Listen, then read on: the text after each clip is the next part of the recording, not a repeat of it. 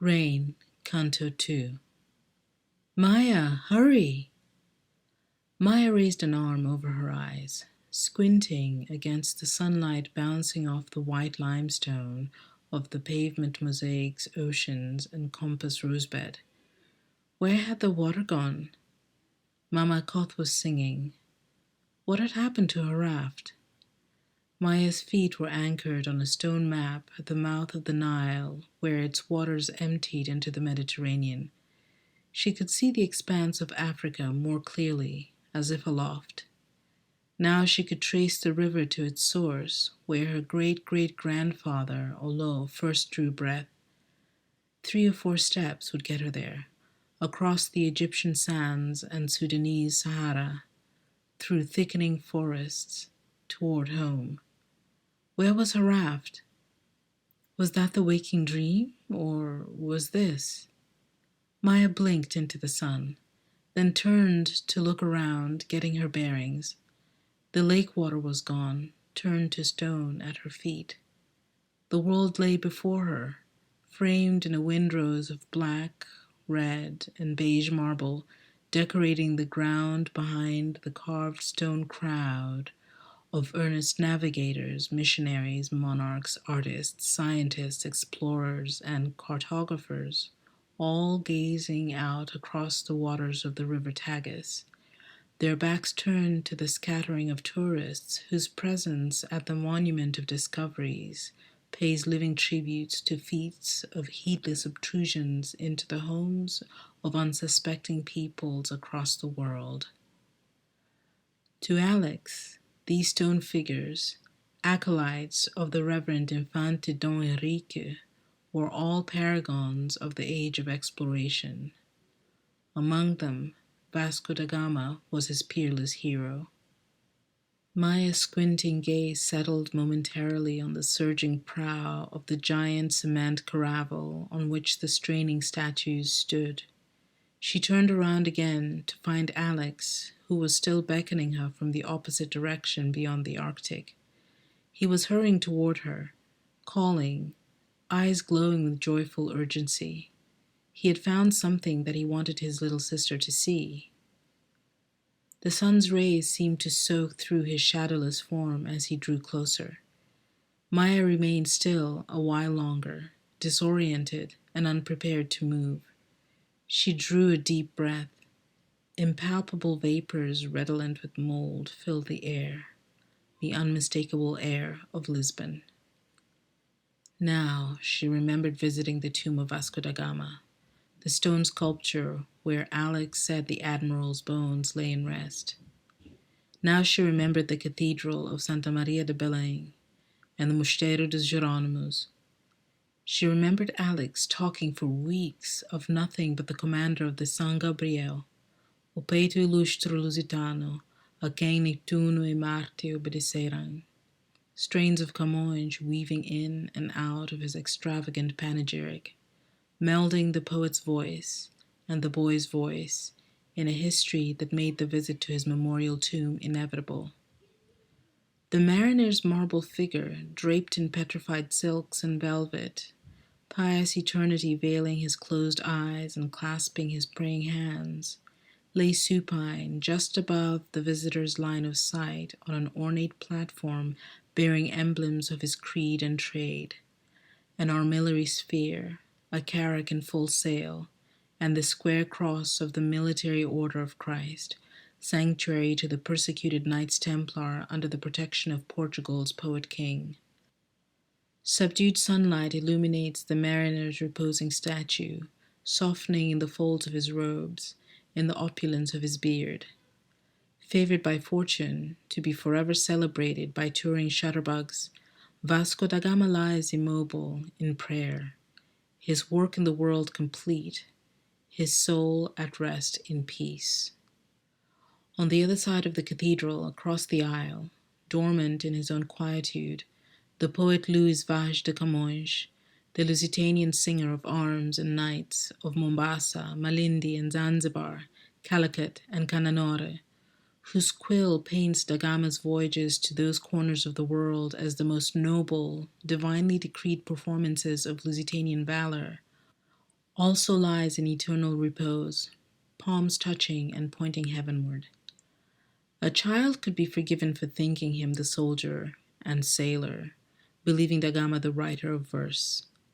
For where Dagama is draped in sumptuous robes, his head covered in velvet, Camões, stockinged legs notwithstanding, carries a sword even in stasis, his head bare, and his wounded hollow eye winking at the heavens. Soldier though he had been, it is as poet that he makes his mark on the world, his song of Dagama's illustrious Lusitanian breast, whose will even Neptune and Mars obeyed, echoing in Maya's ears as if rising from the muffled shuffle of seeking, wondering, tired, curious, lost pilgrim tourists streaming by his limestone feet.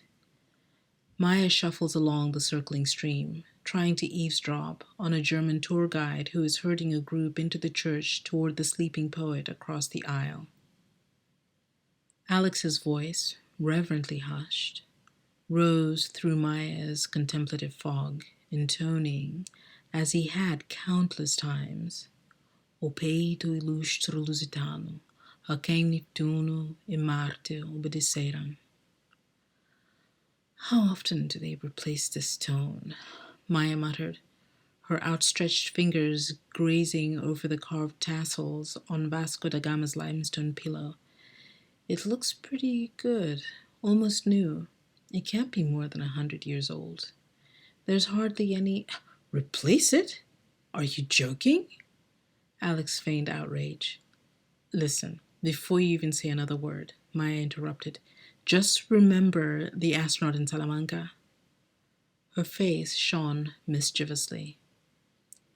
The memory of red limestone crumbling around the base of the outer wall of the cathedral in Salamanca filled her mind's eye, the distant miniature of a man clad in his spacesuit jutting out of a pillar carved into the wall just above her line of sight. When she first noticed the figure alongside the host of saints and other heavenly creatures assembled to welcome visitors to the hallowed halls of the church, Maya thought amusedly that, with enough ingenuity and the proper attire, even mere mortals could assail the gates of heaven. Yes, but that was Spain. This is Portugal. There's just no comparison, Alex replied, preening and forcing attention back to his hero. The Portuguese were the originators, the trailblazers, the ones who led the way to discovery and expansion. A shadow passed over Maya's eyes as he spoke, her mind suddenly shifting to a place where he could not follow. He recognized that inscrutable look. Even after so many years by her side, he still could not enter that place to see the world as she did. Maya was trying to keep her attention on Alex, but that silence that sometimes rose up within her muted his words. Her sudden disengagement rejected the way he championed the conqueror's part. Where he saw adventure and glory, she was old enough now to see ignominy. Expansion and discovery, with Portugal and Spain leading the way, meant the descent into world-ending hell for those whose threshold the Iberian marauders crossed. We can follow him, you know, Alex said, as they completed their turn around Vasco da Gama's memorial tomb. Maya's eyes focused, confusion lingering over them. I mean it, Alex pressed. There's a giant stone map of the whole world just behind the Padrão dos Descobrimentos. We can go right now. When we get there, you can trace Vasco da Gama's route along the coast of Africa and around the Cape of Good Hope and past the Cape of Needles, too. It's only a few steps. Just follow the compass.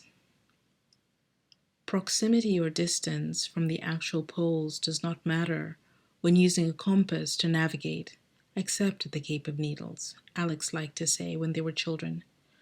By the time Vasco da Gama and company was skirting around the capes, their minds set on silk and spice and sometimes immortality, compasses were complex machines calibrated in a myriad ways.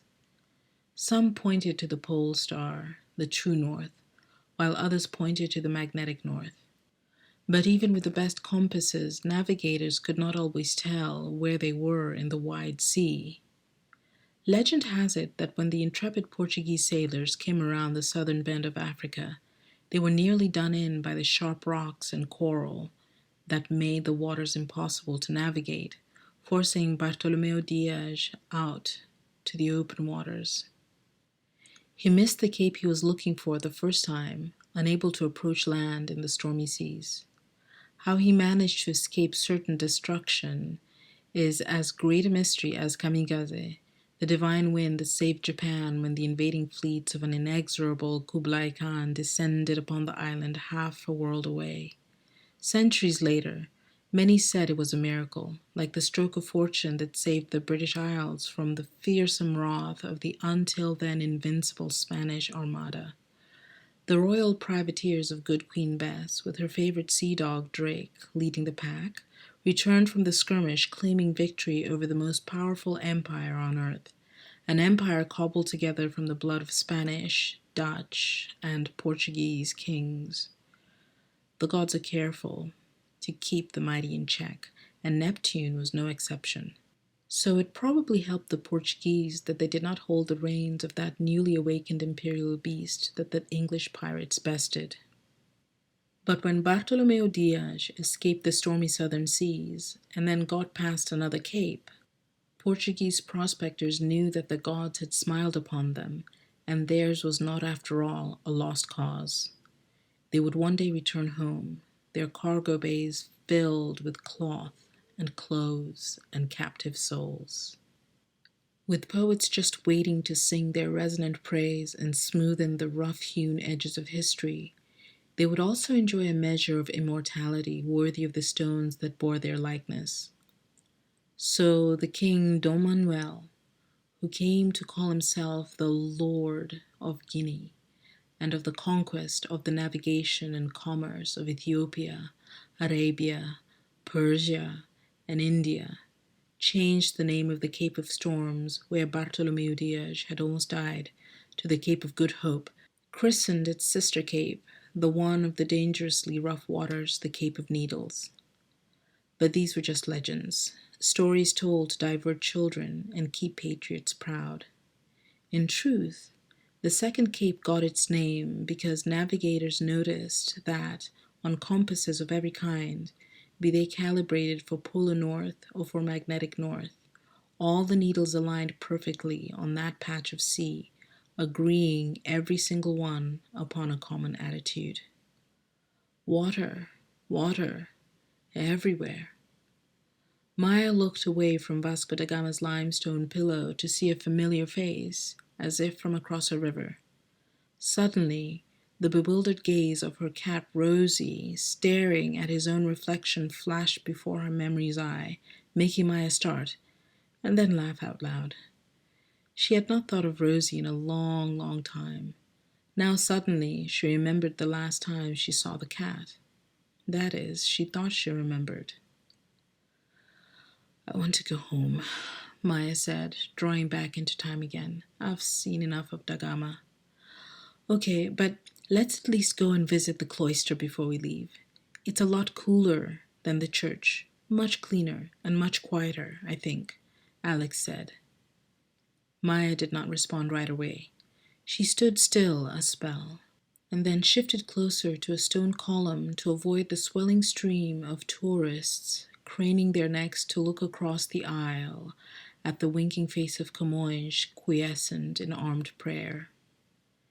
Then she joined the shifting crowd, and Alex fell in beside her, both of them melting easily into the wave of shuffling visitors approaching the poet's memorial sepulchre. As armas e os barões assinallados. Where Da Gama lay on a tomb that bore carracks and crosses and armillary spheres, Camões rested on an altar adorned with the poet's lyre and laurel wreaths. Phoebus himself clearly his intercessor to the heavens. Cantando espalhirei por toda parte.